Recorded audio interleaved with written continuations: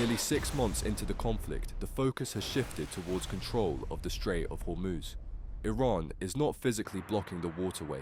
Instead, it is using drones and cruise missiles against civilian vessels, enough to disrupt commercial traffic and challenge the assumption that Hormuz would remain open even during conflict. The strait carries around 20% of global energy trade, making any prolonged disruption a major threat to the world economy.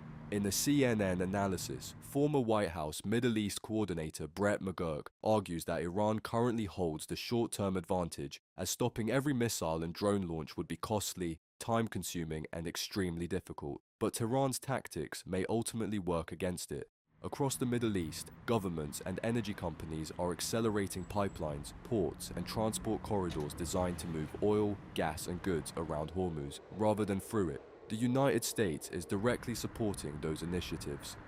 Before the war, around 23 million barrels of energy products passed through the strait each day.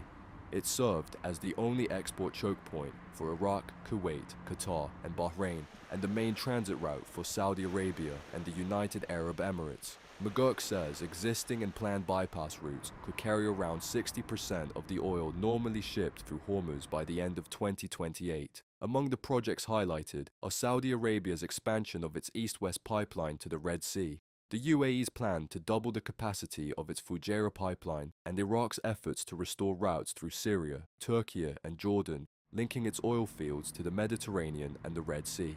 He also points to the Baku-Tbilisi-Ceyhan pipeline as a historical example of how major energy infrastructure can reshape geopolitics.